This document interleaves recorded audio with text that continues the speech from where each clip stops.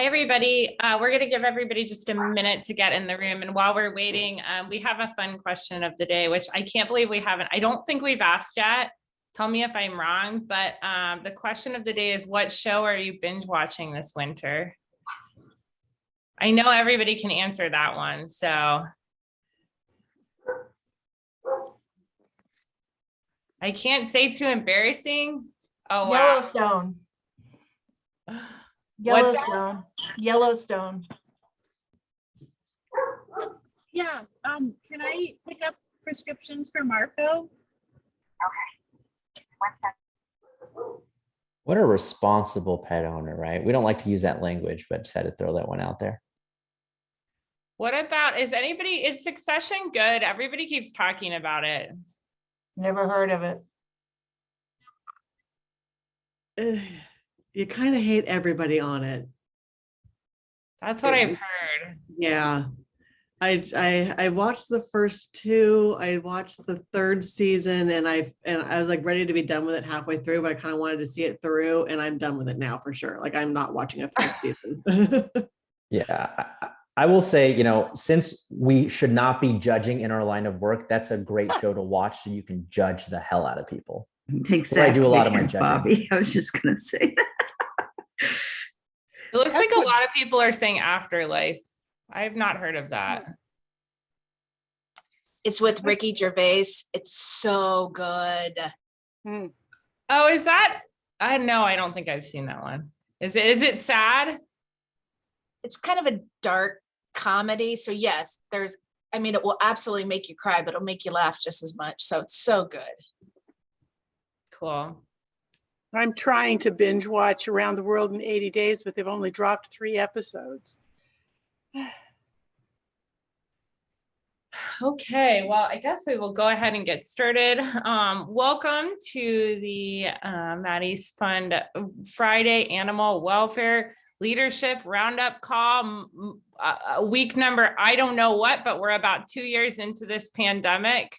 But we're also 2 years into getting together every week and talking with each other and getting to know each other so much better. So that is definitely one of the silver linings of this really hard time. If you're just joining us, please tell us what show you are binge watching, unless you are like Amy Sadler and not that into TV because you're too busy wrangling dogs.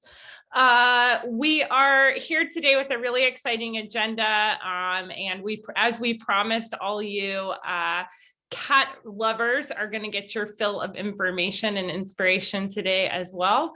Before we get started into our agenda, though, I want to turn it over to Mary Smith from Maddie's Fund. Thanks, Kristen. Thanks, Bobby. Good morning, everybody. It's really great to be here. I have an assortment of things I have to do. I'm covered in Post-its. Okay. Yesterday, we did a candid conversation with James and Jennifer Evans from CARE. It was pretty incredible. If you guys want to check it out, Allison will put a link in the file. It's in the chat file. It's really heartwarming and positive and filled with hope. It was a great way to start the year to hear them. Also, I want to announce that on February 17th, CARE is doing a webinar called Amended American History. You should really sign up for it. It's kind of a great way to celebrate Black History Month, which should be every month, because Black history is American history, and we should always, always understand what happened in the past. Also, early bird registration ends today for My Dog Is My Home conference. It's a co-housing conference. If you are looking at your conference budgets for the year, you should definitely make sure this one is on your list, because you never have to leave home to really fill your brain with some really amazing information and be exposed to people who are doing some incredible work. I'd encourage everybody to try to sign up for that. Also, Candid Conversations, Early Bird. Okay, I think I got those. I'm really curious to hear if anyone used Monday, Martin Luther King Day, and the Betty White Challenge as a way to kind of combine those two amazing events in a way that would help us perhaps establish new connections within our communities. So if anybody did that within their organization or personally, I would love to hear about it. I think sometimes we get so caught up with trying to raise resources for our organizations that we just, we can't see anything else. And Monday was dedicated to one of the giants in American history, who definitely deserved more than one day for us to recognize all the amazing legacy that Dr. King left for us. So I'd like to share with you something that one of my friends wrote, I guess, in her Facebook page, and I'm not on Facebook, but it was shared with me. And this is from Chethana Merle. And Chethana used Monday as a way to honor both Betty White and Martin Luther King. And she made personal donations to two organizations, the Encompass Movement and CARE, organizations who are strengthening our movement by promoting diversity, equity, inclusion. And in addition, she donated to her local shelter, Act Philly. So I just love the fact that we can, where we're sitting, we really have all the power in the world to make some changes. We don't always have to think about change in terms of an organization, but we can certainly think about change in terms of what we do as individuals. And then I also want to share with you, and I know I'm over my time, and I apologize, Bobby and Kristen, but it was kind of a full week. So Amanda Gorman did an opinion piece, and it's entitled "Why I Almost Didn't Read My Poem at the Inauguration." As a young Black woman, she was actually afraid for her life to actually appear at the inauguration when so much had happened just a few weeks before at that very site. So here's something that she wrote that I'd like to share with you. Maybe being brave enough doesn't mean lessening my fear, but listening to it. I closed my eyes in bed and let myself utter all the leviathans that scared me, both monstrous and minuscule. What stood out most of all was the worry that I'd spend the rest of my life wondering what this poem could have achieved. There was only one way to find out. I'm a firm believer that often terror is trying to tell us of a force far greater than despair. In this way, I look at fear not as cowardice, but as a call forward, a summons to fight for what we hold dear. The only thing we have to fear is having no fear itself, having no fear on behalf of whom and what we've lost, whom and what we've loved. So even if we're afraid sometimes to take an action because we're not sure if it's the right thing to do, sometimes we just need to do it and face the consequences. I'll tell you one thing, whatever the consequences are, we'll learn from it. And in learning from it, we get to change. And now, finally, I want to end with 3 of my non-adoption updates. I think some of you may have remembered last year, I spoke to you about Leslie. Leslie is a woman in Baltimore who is a retired police officer who has tried now 16 times to adopt a large dog and has been turned down. She was turned down a 17th time just recently because the group did not believe she had enough money to be able to care for a Great Dane. They never asked her any financial information at all. So what do you think that means? I think it means they probably looked at her zip code and decided she couldn't afford a dog. Wow. Doesn't that just... 85-year-old man in a Sacramento neighborhood, very fit, has lots of family around him, wanted to adopt a dog to help him continue to be outside and do things. He was told, "You're too old. You can't adopt." One of our vendors wanted to adopt a beagle. She went to Beagle Rescue and she was told, "Sorry, your son is 8 years old. We don't adopt to people with children under 10. Wow, we should have like a shame corner or something for some of these. Pretty incredible. So I was thinking maybe one of the things I should do in my spare time is fill out sample adoption applications and with all of the correct answers, and then make them available online so that people would be able to get the animals that they want because they could answer the questions the way our industry is saying they want to hear it. So lots and lots for us to think about as this January is starting to come to a close. And we have 11 more months ahead of us in 2022. So are we going to do things that make us proud, or are we going to make us do things that make us want to slink under the table? It's a choice we can make. Thanks, Bobby. Thanks, Kristen. I'm out. Thanks so much, Mary. And to add on to what you said, I think that we've heard, since we talked about people experiencing homelessness and their pets last week, we've heard so many stories of adopters being discriminated against, people trying to do this work in shelters, receiving tremendous pushback. And so the My Dog is Home co-sheltering conference is solely focused this year on people experiencing homelessness and their pets, and how we can better support the human-animal bond when people are houseless. And so this conference, Mary mentioned it, we'll post it again. It's only like $120 to register. The reason I wanted to mention it again on the heels of what Mary said is that if you have people in your community that are firmly against this, sign them up. If you have people in your shelter who are firmly against this, sign them up for this conference. Have them come. It's 3 days. They will learn so much, and I bet it will change people's minds. So this is an opportunity you really don't want to miss. And it's easy. We're signing up a number of our staff to go. It's an easy virtual opportunity that's going to be really, really meaningful. And we will have them on the call talking about this conference ahead of it. But right now it's early bird registration, so get in now. We're gonna check in now with our national organizations who are on the call and have updates for us. There's so much going on. We're heading into conference season. Somehow in the midst of Omicron, it's all starting. So tell us what is happening in your org and what do we need to know? Hey everybody, it's Amy from Dogs Playing for Life. Got a couple of things coming up.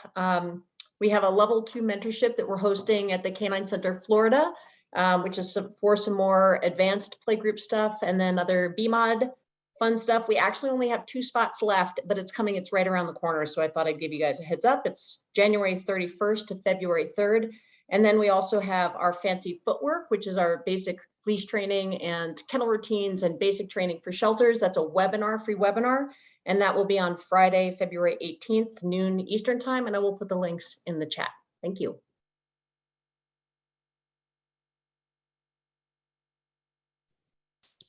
Hi, Kristen. This is Brent from Best Friends.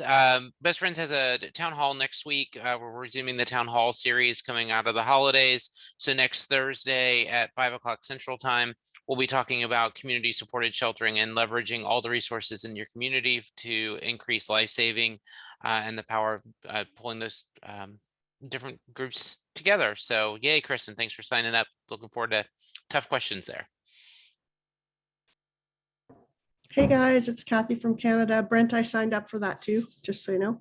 I put a link in the chat earlier. Humane Canada Summit for Animals will run all through the month of May. It's a hybrid event. There are 2 in-person days in Banff, Alberta, which is a gorgeous spot to go. And you should know that as of Monday of this week, with registration open for just over a week, we are already 70% full for the in-person event.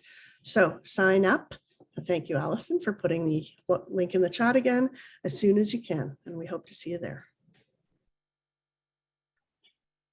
Hey, this is Jamie from the Humane Animal Support Services Project. I just wanted to remind all of you to become partner organizations. We have gained about 70 plus partner organizations since November.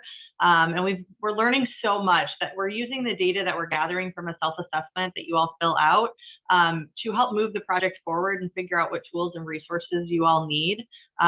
Excitingly, there have been about 850 practices that have been started based on the Haas elements from those 70 shelters. So those are different things that shelters are incorporating all throughout the country to really keep families together. So we're really excited about the data, and we would like you to sign.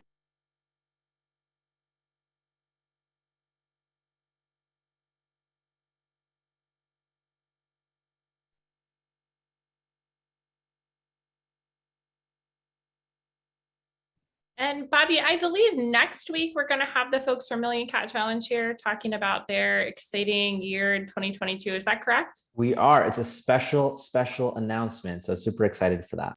Yeah, next week we have a special big announcement, and this is the first, or one of the first places we'll be announcing it. So we'll have Dr. Levy and I think Dr. Hurley as well here. So stay tuned. Okay, so today we have several people talking about different things that all connect to one another. And we wanted to start with a brief presentation by Tom Crummer, who is our lead data analyst at Human Animal Support Services. We've been doing HOS for over a year and a half, and one of the lessons learned is that everybody really needs data to show what is working and what isn't. Organizations have limited resources and they need to know what they should be investing in to really make changes to their bottom line. How many animals are coming into the organization? How many at-risk pets are being served? And so our now 6-person data team is studying every aspect of community-centered sheltering to find out what is working. And so Tom's here just to give kind of a brief introduction, and everything on these calls is grounded in data and research. And so you'll be hearing from Tom and the rest of our team, led by Dr. Jamie DeLu, throughout the year on these calls as we do learn more about what programs are working to help more pets and people. So Tom, over to you. Okay, that was great timing. I had some tech issues and I managed to join from my phone. So it's all good. Bringing my computer back up. But I think Amanda can help me screen sharing. So that's going to be probably better. So Amanda, can you share your screen maybe? Yeah, 1 second. Great.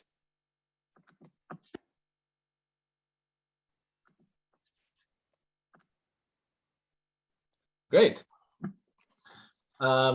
Okay, so this is, well, this, first of all, it's a work in progress, but that's just one example of the kind of products that we want to make available for our pilot organizations.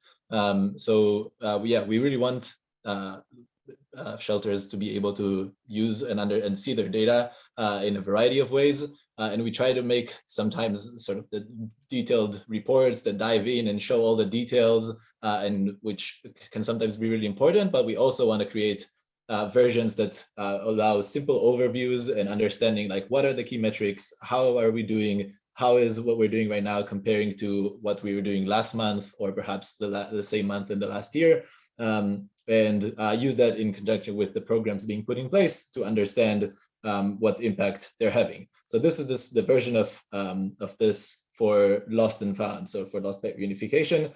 So we have sort of key metrics of stray intakes by division from field and over the counter, and we have the number of return to home and as well in return to home in the field and from the shelter, and then sort of a length of stay metric for both return outcomes and then all other outcomes for stray, which is sometimes used as a comparison to make to understand how these two result and how long are animals staying, or again, only for strays here. And then a map that right now is sort of relied on zip code, because that's most easy to do consistently across shelters, but we're now actually working, and that's why my computer crashed, because the script was running in the background, to make this map more usable, so more finely grained, so we could use sort of more specific, like exact found locations or intersections, and then convert them into something like census tracts, or being able to make maps that are more granular. So that's sort of coming up on there. And another section that it says they're in progress that we're going to try to add is also some reflection of sort of microchips and what's how many animals that are coming in with a microchip, as well as putting that on a map. So you could see what areas have animals coming in from them that are more rarely with a chip, and that can be also a really useful tool to sort of direct programming. So yeah, this is like a snapshot, and this is what's going to be like maybe when there is as we continue to develop this, we can come back and follow up. But that's maybe I'll pause here. That's what we have here. We have a couple of questions.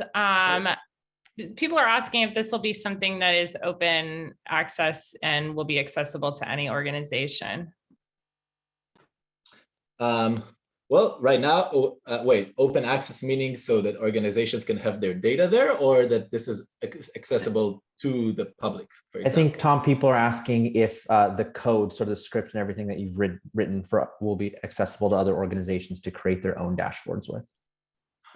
So right now, this is building off of our sort of database. So we, pilot shelters are sending us their data, and we store it all in a database that is, like in BigQuery, if that matters to anyone. It's sort of Google's space to hold a lot of data. And so this data sits on top of it. So anyone who'd want to use it, the only thing that it needs right now is this data will be sent to us and put in this big pool of data, and then it will appear. And then it's automatically, once there is a new shelter that puts its data in our database, it will just be another value in this dropdown, and it will all the visualizations are accessible. The answer is it requires sending us the data. Later on, we can think about what if there is a way that makes more sense for like creating some mechanism for people to upload this data, and then it will automatically sort of appear there and create a link.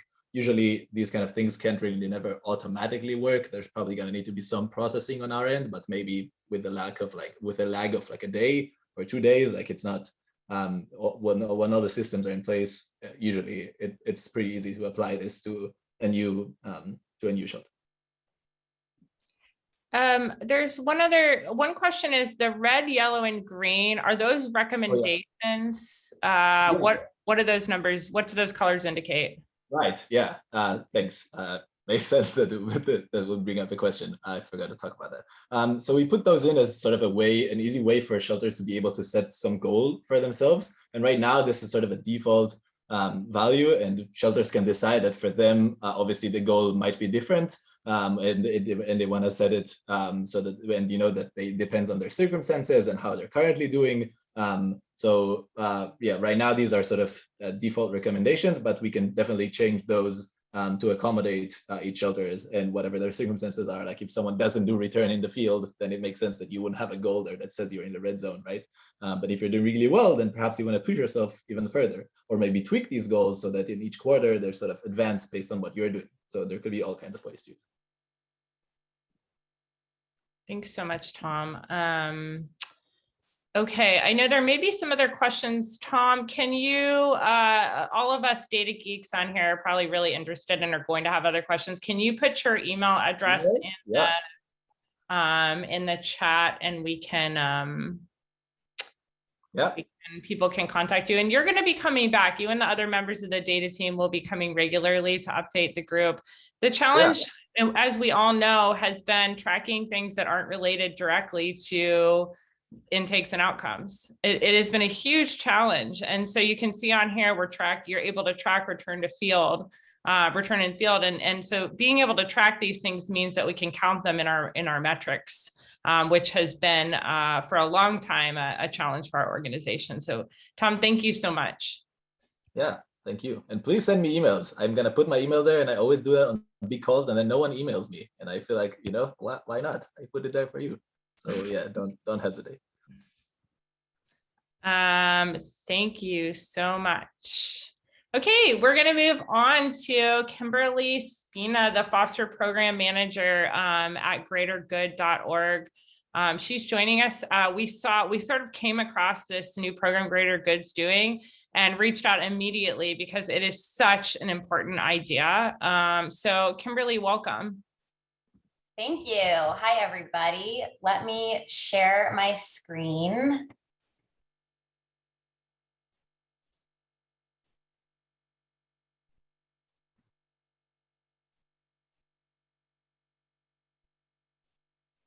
There we go. Can everyone see my screen? Awesome. Perfect. So I'm Kimberly. I'm the Foster Program Manager at Greater Good Charities. And my coworker, Shada, is also here on the call to answer any questions while I'm talking in the chat box as well. So please keep them going as I'm talking. So we're very excited to have this platform. For those of you who are not familiar with Greater Good Charities, we are a national nonprofit that works across 3 pillars to amplify the good in the world. and that is people, pets, and the planet. And we care very deeply about the human-animal bond, and in caring for people, we can care for their pets and vice versa. So Greater Good Charities runs 14 programs that work to accomplish our mission and has a network of over 9,000 animal shelters and rescues across the US, which brings us to Good Home. So Good Home is our newly launched foster program with Mars Pet Care that connects foster volunteers with animal shelters. The program was born out of Stay Home and Foster, which some of you may be familiar with and participated in. Stay Home and Foster was an emergency initiative created by Greater Good Charities in response to COVID pandemic that registered more than 92,000 fosters. Good Home also provides in-kind grants of animal care supplies, training, resources for our shelter partners on recruitment and retention of foster volunteers, and also best practices for pets in care through adoption. We believe that no pet should wait for an adopter in an animal shelter when it could wait in a good home. So there are also two specialized components of Good Home to serve animals and people in crisis. So for example, when a natural disaster hits, Good Home can react and respond quickly with targeted foster recruitment. You can see here an example of a foster plea with Wachita Parish Animal Shelter last year. The frigid cold came through West Monroe, and at full capacity with kennels both indoors and outdoors, the staff really prepared as best as they could, but with the freezing temperatures, it really posed a whole new challenge, impacting travel for staff, stretching thin their already limited resources. So Greater Good was able to get over 50 foster heroes who stepped up, applied to open up their home to these shelter pets, really just needing warmth and a safe space to rest as the weather passed. Good Home also has a safe space foster program for pets of victims of domestic violence. We work with animal shelters who have temporary care foster programs for owned pets and continue to build out data and support these models around the country, especially given the higher rate of domestic violence in the COVID era. So why Good Home? After a record number of adoptions and fosters in 2020, shelters like yourselves reported unprecedented overpopulation in 2021, continuing into 2022. Overpopulation, the shelter community is seeing, is driven by decrease in adoptions, decrease in animal transfers, and an increase in length of stay. So we see fostering pets as really a key solution to the animal shelter overpopulation issue. And like you all know, fostering a pet helps free up personnel and physical resources while also providing a shelter pet with a nurturing environment to live in. So the best part, how it works. Good Home allows foster volunteers to search for registered animal shelters near them to then be matched with a pet in need. Greater Good Charities shares this information with the animal shelters, who then work with the volunteers to place them with the right pet. The Good Home team also provides volunteers with resources to help care for their pets and to increase their chances of adoption. For the animal shelters that register with Good Home, our team will help find local foster volunteers, provide instructions on how to manage those foster lists, as well as provide training and resources to really ensure a successful foster program. And Good Home also supports organizations with resources to help care for pets from foster through adoption. So here is a screenshot of our main homepage to Good Home. You can go to greatergood.org/Good Home. And this is where you can see how to register your shelter or where foster parents go to sign up. So this is something that you can put on your shelter websites or on your Facebook pages to really help continue recruitment efforts. And if you signed up as a shelter during Stay Home and Foster, the experience is going to be a little bit different, as we've enhanced the usability and the experience, as well as the matching technology, thanks to our partnership with Mars. So if you haven't already re-registered as a Good Home shelter, please make sure you do that. We do also have a Facebook group called Good Home Shelter Community. It's a public Facebook group where all registered shelters are encouraged to join. And that's really where a platform where shelters can learn from one another, not only about your foster programs, but also potentially connect on other programs like transport or disaster. When fosters sign up, they are invited to join a Facebook group as well, where we hope to create a foster community that supports one another through both the challenges and rewards of fostering. And that group is called Good Home Foster Community, where I also encourage you all to join as well, to be able to see what fosters are sharing and talking about. And then this is a screenshot of the main page to our Good Home matching database. When you register as a shelter, you will create an account and then be able to view and manage your incoming foster applications that hopefully then result in matches after reviewing. The portal has tons of how-to screenshots and steps to walk you through everything in there. It's super user-friendly, and you can see on the top where you'll see my shelter, my foster matches, and then it's within this database that tracks information such as number of incoming applications, applications that have been approved or declined, number of foster matches, as well as retention rates for those foster parents. So that's it for me. There's my email for you to reach out with any additional questions. I will also put a video in the chat box for you all to watch on your own time that really captures Greater Good Charities as a whole and the work that we do. And then I also will chat a link to the Good Home press release with Mars Pet Care, so you can look at it as well. Thanks so much. Thank you. And so if you don't know, one of the challenges that Greater Good had when they initially did the foster plea to the nation at the beginning of COVID is they had more than 80,000 people reach out and say they wanted to foster, and only something like a fourth of them were ever engaged. So the shelters weren't actually contacting the people that wanted to foster. And it was a really big learning lesson for all of us who are trying to do mass foster, that people want to foster, but the organizations have to be ready to let them. And so this effort is going to help close that gap, because it'll mean that organizations are set up and ready to foster when people set up. Is that a fair assessment, Kimberly, of sort of how Greater Good got here? Yes. Great. Okay, super. So we're about to move on to our final speaker of the day, which I'm so excited about. But before we do that, I want to turn it over quickly to Kelly Clardy from Maddie's Fund, because if you weren't here last week, you probably didn't hear the exciting announcement about the grant giveaway. So Kelly?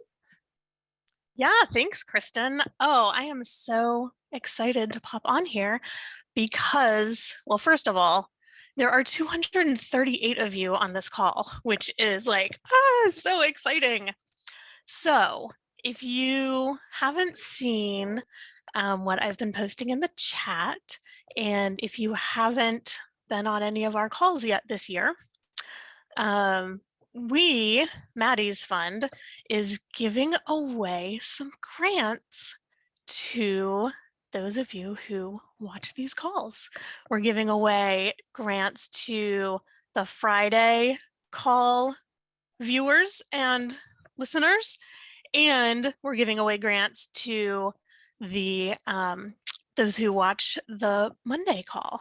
So I've posted the link. I'll post it in the chat again, but we're giving away $10,000 every month, some sort of combination of $10,000. So maybe 2 $5,000 grants, maybe 10 $1,000 grants.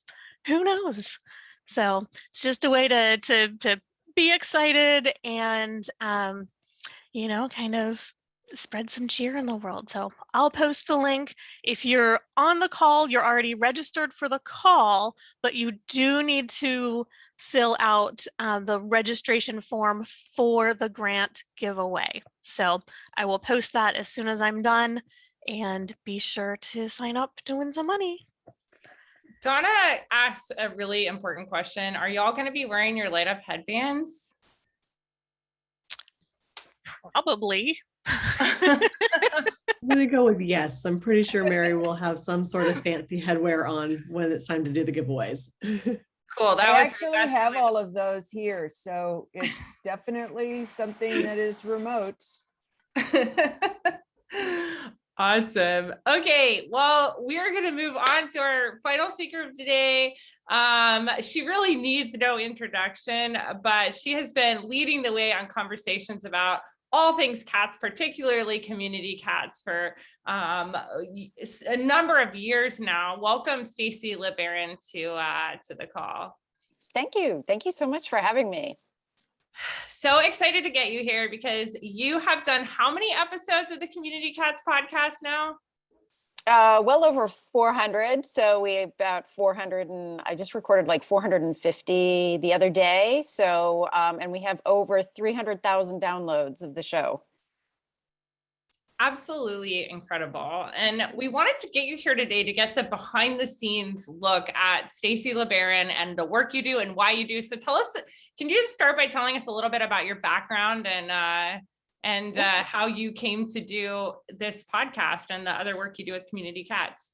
Sure. And I think John Dunn's probably out there having a good chuckle because us podcasters, we have a hard time being on the receiving end of having interviews with questions and stuff. John made a comment about how I had him on my podcast and he felt very uncomfortable being on the receiving end of the questions. And it does feel different. It's so funny when you think you're asking the questions is the same as on the other side, but it is different. So I digress. But for everybody, I am Stacy Lebaron. I am known as the head cat at the Community Cats podcast. That's the hat that I wear now. I started out back in 1994 with the Merrimack River Feline Rescue Society in Salisbury, Massachusetts. I became their president in 1996 and ran that organization for 16 years. And that organization has now helped about 120,000 cats in that period of time. And we started the first mobile spay-neuter clinic for cats only in Massachusetts called the Catmobile. So if there's anybody who's really crazy about mobile spay-neuter clinics for cats, I know a lot about that. And I'm a big fan of offering affordable spay-neuter access for cats in all communities. There really is no reason in my mind where we cannot ensure that every cat has access to care. With that, it's about providing tools. I'm always focused on getting every community the tools that they need in their toolkit in order to be successful, and helping individuals be able to help neighbor to neighbor. So I left the day-to-day operations at the Merrimack River Feline Rescue Society back in about 2012, that was, and I started the podcast in 2016. I had run a mentoring program through PetSmart Charities. I'd assisted about 80 organizations, helping them start their trap, neuter, return programs. But I had 400 organizations on my wait list. And so I realized that there was a huge need for more help and I just couldn't leave those folks behind. And so I decided to start a podcast to at least be able to share the stories of what other folks are doing all around the country with regards to TNR, because I think a lot of folks with trap, neuter, return feel like they're the only ones doing it. If you've ever been trying to trap that last cat, you're out there at 2 o'clock in the morning, you think this is the only cat in the world and I'm the only person in the world that cares about that cat. And it's so not true. We have a community of very passionate folks helping cats one at a time out in their communities, as well as folks obviously involved in organizations are out there trying to do what they can do, either providing support and care for cats. It's definitely, it's one of these, it's a village. You know, we're all working together. My theme, my tagline for the Community Cats podcast is how to turn your passion for cats into action, regardless of whatever it is that you do. My passion is not bottle feeding baby kittens at 2 o'clock in the morning. That is not my passion, but it is the passion of many other people. So I will let them have that passion, and I will serve this group in a different way. And that's through providing the podcast, having great conversations with people. I used to have these phone calls with people. I'd be like, can't I just record this and share this with other people? Because this was such a great conversation. And you all have that. You're like, wow, you've become a person. I didn't know their name in the beginning of the call. And at the end, you feel like they're your brother or sister, and so it's these relationships that we want to share and spread throughout with everybody. One of the things that, and Allison, you're sharing the schedule for the Community Cats podcast. We have an online cat conference coming up in about a week's time. And so after I started the podcast, I launched into what we call Community Cats School now. So we have 26 online educational events throughout the course of the year. And I'll do a big shout out. Thanks to Maddie. They've come on board to help with scholarship funding this year, as well as being the premier sponsor of the online Cat Conference, and we have a whole group of other organizations that have been really supportive in sponsoring our events. I would say 70% of the people that attend my online events are helping cats in their own backyard. They're not affiliated with an organization. They do not have funding from other organizations. They're doing this on their own for the true love and passion of the cats that they have, in their neighborhoods. And so that's in terms of what's my avatar. People talk about who's your client. That's about 70% of that group. Now, from that group, I was that person back in 1994. I walked in the door of a shelter. I had a bag of cat food, a bag of cat litter. I thought those cats were going to be fed and cared for a month and a half with what I brought in. And when I walked in that door, I realized there was no way that was going to last 2 days. And I realized that this problem was much bigger than that. But that was my first step. Everybody has to take a first step and another step to move in. So that's sort of the synopsis of sort of where my passion lives and how I feel about community cats. But one thing that came out of that, and I don't know if Allison wants to share it, if you want me to throw it up, but is the Community Cats Pyramid. And I just wanted to take a couple minutes. Kristen, is that okay if I share a little bit about the pyramid? Yep, sure. Great. All right. I don't know if I have the ability to share. I do. You guys are so liberal here. Okay, great. I assume, Kristen, nod if you see my screen. Yes. Excellent. Very good. Very good. All right. So a couple of years ago, I crafted the idea about the Community Cats Pyramid. This will be out in the comments. It's a downloadable. You can put your organization's logo in it. It's just a way to communicate sort of what our thoughts and ideas and objectives are in terms of our services and where our resources are best spent if at the end of the day, the objective is to be able to touch as many cats in the community as possible. And so a lot of our organizations, for me growing up in the 90s, we were very sanctuary, relocation, rescue, and adoption heavy. That's really where our key focus and priority was with regards to resources spent. The Merrimack River Feline Rescue Society started out in 1992 as a trap, neuter, return program, which then expanded into adoption because there were 300 cats on the waterfront, 120 of them were kittens, and they ended up going into an adoption program and being adopted out. So the base was TNR, but then rescue and adoption sort of, absorbed us, if you would say. And then we ended up spending a lot of resources in that adoption and rescue area. But again, we go back to our Salisbury project with Trap, Neuter, Return. We had 300 cats. 14 years later, there were no cats. We had 14 feeding stations. We have 0 feeding stations. There are no cats on the Newburyport waterfront. We have had a very successful TNR program and continues to be that way going forward. One thing though, and I'm talking really fast because I know I am very short on time, but I also wanted to mention that even with the Trap, Neuter, Return program, we started free spay neuter for feral cats. In 2000, we had monthly clinics where we'd have 100 feral cats come in from all over Massachusetts and Southern New Hampshire, get TNR for free. And it was not moving the intake needle in our adoption centers on a statewide level. So it wasn't until 2008 in Massachusetts when we started really focusing on the base of this pyramid, assisting the owned cat population or assisting. And when I say owned cat, I don't mean indoor only cat. When I say owned cat, I mean cats that have people caring for them. These are very easily indoor outdoor cats, but providing assistance for this owned cat population. For reducing your cat population numbers, you need to have everybody getting spayed and neutered first.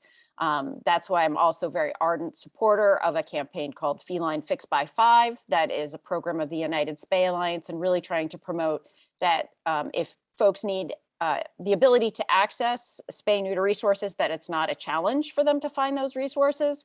The last thing I want to hear about is somebody having to call 7 different facilities to be able to try to get an appointment somewhere. And I know we have veterinary shortage issues and vet tech issues, and that's a question we'll be addressing at the United Spay Alliance conference in February. So it's a hot topic, certainly, but we want to make this path to getting the assistance that folks need for their cats as easy, as affordable as possible, a variety of different barriers there.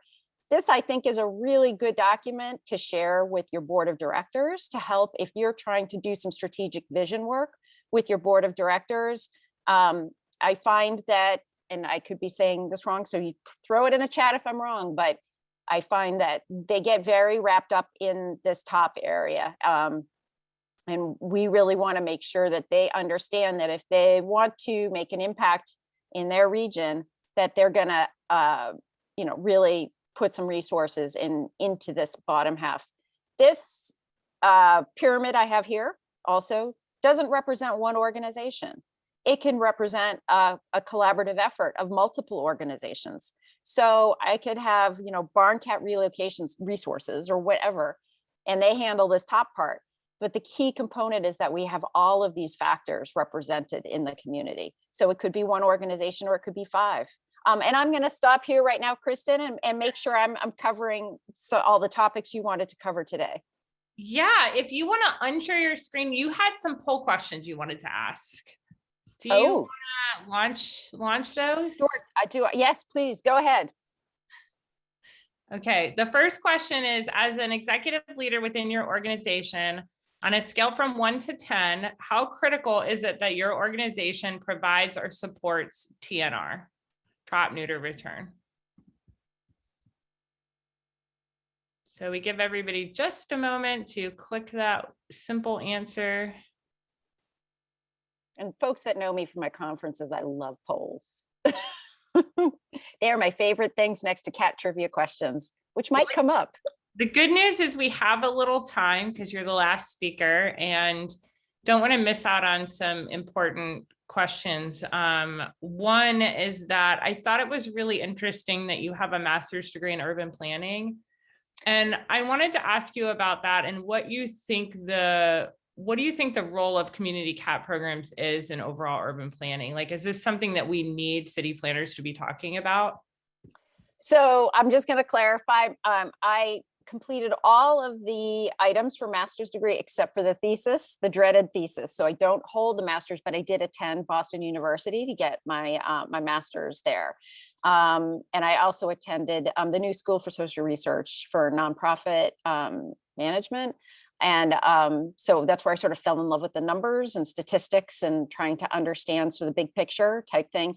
I personally think that if you are in any sort of a position where you are in the balcony, where you're looking down. So I need to be looking down not only at the welfare of the animals of our community, but we're looking at the welfare of the people, urban planning structures. How does that manipulate how people move throughout the city? How do our roads work? I mean, one of my projects I did when I was in school was I was working on some movements within the city, some garden structures and that kind of thing. So planning is really helpful from all different levels and project planning. So I found it was very valuable. Little did I know when I was doing urban planning, I was going to be an architect. So little did I know I was going into nonprofit cat management, but that's where I'm ending up. I ended up being, and I think that those tools were really helpful for sure. School was helpful. I want to ask an entirely different question now. Okay, so it looks like we have a lot of people on the call, so we had not everyone responding because a lot of people are calling in, but it looks like most people said they think TNR programs are a 10. So boy, that tells you how far we've come, huh? Yeah, no, and I think that's great because then I think that needs to be at the boardroom, in the board level conversations and understanding about how that's a priority issue to address. Whether you're addressing it hands-on, having a community cat program, or whether you're doing it sort of the neighborhood cats way, that's great. And we do offer support for organizations that want to outsource that. So you can always reach out to me. We have a partnership with Neighborhood Cats, and our Trapper certification workshop serves as the training for volunteers for organizations. And it's just required. They attend our training, they take a test, they get a certificate. So they've got 2.5 hours of training. And so that then you don't have to spend all that time doing that in-house. Okay, I'm going to pepper you now with the questions that we all get running organizations, because I think you have better answers than almost anyone. So first one is, friendly cats roaming around. You say we're gonna return them in field as a organization leader, and there's a complete revolt among folks who say these are friendly cats, they have to come into the shelter. This is still a huge issue for so many of us. What should we be doing differently? Like, what do we need to do now as a movement to address this? Right.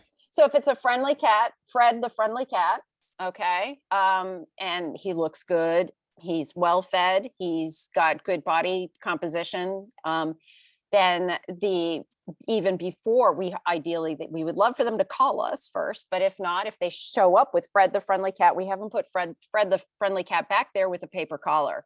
And we would have that as a due diligence. If this person as a neighbor is concerned about this cat and that somebody owns that cat, or we think that cat's potentially owned, we do paper collaring for about a week or two. And then with the neighbor's number, so it's neighbor to neighbor, it's not the organization, we're not tracking this, we're not spending our time, it's neighbor to neighbor. How many people have to get to know their neighbors for all of this? This is not the first cat they're going to find, right?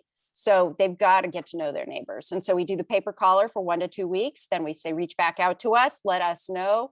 And then, we'll probably ask to they can do more, give them more guidance, more due diligence. But if that cat's looking good, we would just say, let's get him neutered, get him tipped, get him vaccinated because we want him healthy, and then put him back because there's somebody out there caring for Fred.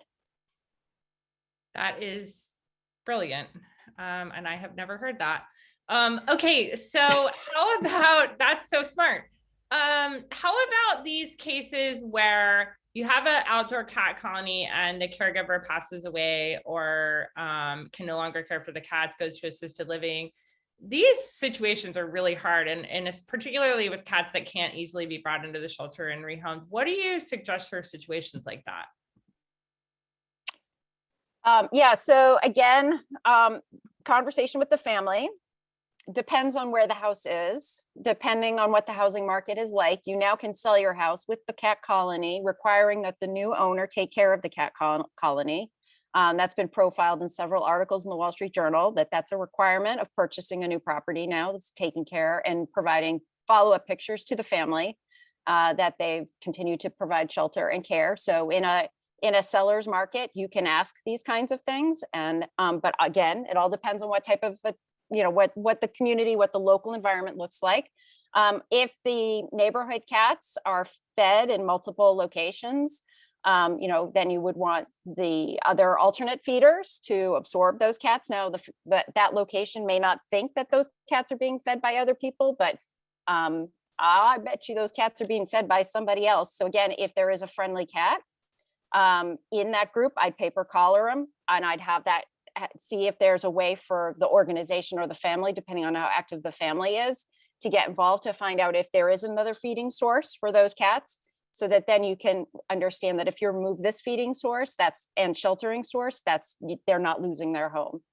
So I do exploratory for about 2 to 4 weeks. Obviously, if somebody has passed away or had to move out, there usually is about a month's time at least in there to be able to do some of this reconnaissance work. And then after that, you can assess and evaluate. And if you have to, at the very end of the day, if you're hitting brick walls everywhere, then you're talking relocation. Speaking of cats in strange categories of classification, what do you think we do about this terminology? Feral friendly community, abandoned. What do you, I mean, the terminology seems in itself to cause a lot of problems. The feral friendly is one example, but how do you think we should be talking about these cats as we move forward? They're cats. I mean, honestly, I'm going to use whatever language works with the folks that I'm talking with. And so there's, I can say a stray cat. Does the general public really need to know the difference between, a feral cat? It's really, we can call them a shy cat. We can call them, under socialized, but honestly, my conversations and the words that I use are so much, with regards to what I'm hearing from them And then I'm like a mirror back to them. So if I'm talking to this group, I will use different words than talking to the general public. I will just want to, what can I do to help get these cats fixed? That's all they care about. What can I do? The animal control officer wants to make sure these cats all have rabies shots. What can I do to help get that done? Right. So it's just keep it super simple. So the question I really wanted to get to with you today is cats are still dying. What is it? 3-to-1 to dogs in shelters. Why haven't we fixed this? And you've interviewed now hundreds of people. You've been doing this for so many years. What needs to change now? Like, what do we fundamentally need to shift to fix this? I think we still need to work on the access to affordable spay-neuter services for cats. I mean, once you provide that, it's a game changer. What about like the aging cat population? Do you worry about sort of older as cats age in the system? And somebody had asked about identification. Like, what do we owe these cats throughout their lives? Right. So aging cat population is definitely an issue we're dealing with in Massachusetts, because back in 2008 through 2010, we basically, any cat we could grab, we spayed and neutered, and and we had some really good grant money supporting that. And we continued to have some of those programs in target areas, but I don't think we're doing the volume that we used to. So now we have a lot of these older cats that we provided, that first step for. So yeah, like dentals and all that kind of stuff. That's really tough conversation. And those programs are now developing in Massachusetts, sort of affordable dental care. That's taking, we're not trying to take away from the spay neuter services that we're offering, but we're really trying to figure out how to squeeze more of those other services in for folks. So that's a really big challenge. And what was the other question, Kristen, you asked me? The other part of the question? Well, we're nearly out of time. So Yep. I want to just say, what do you think everybody on this call needs to know? We have the ability to make change. What is one thing, if you could wave a magic wand and have us all know or do, what would it be? I would have affordable spay neuter for cats, affordable and accessible spay neuter for cats, like all over the place. I would have neuter clinics all over the place. And then, for right now, I think that would alleviate a lot of other pressures and open up the ability for others to help at that other level. But I think the spay neuter step is, we still need to work on it for sure. Do I have time for one trivia question? Sure. Because I love cat trivia. So the winner is going to get a Community Cats Podcast t-shirt. The way you answer is, I'll just say the question, you put the answer in the comments box, and then just make sure you email me your address and your t-shirt size. Super easy question. So what is the first thing that you do after you trap a cat? What is the first thing you do after you, Tracy gets it. Tracy Arvidsson, it is cover it. Excellent, excellent. So that's an example of one of the questions that I do at the Trappers training workshops.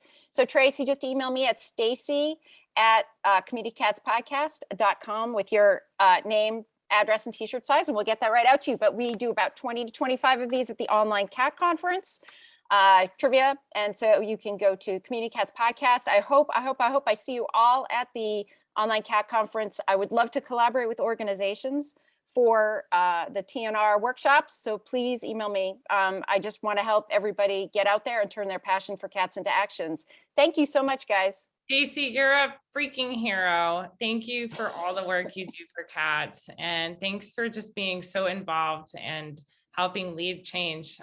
There's a whole lot of cats that are meowing thanks to you right now. So thanks for being here. If you are interested in hosting a call, Bobby and I would love to help you do that.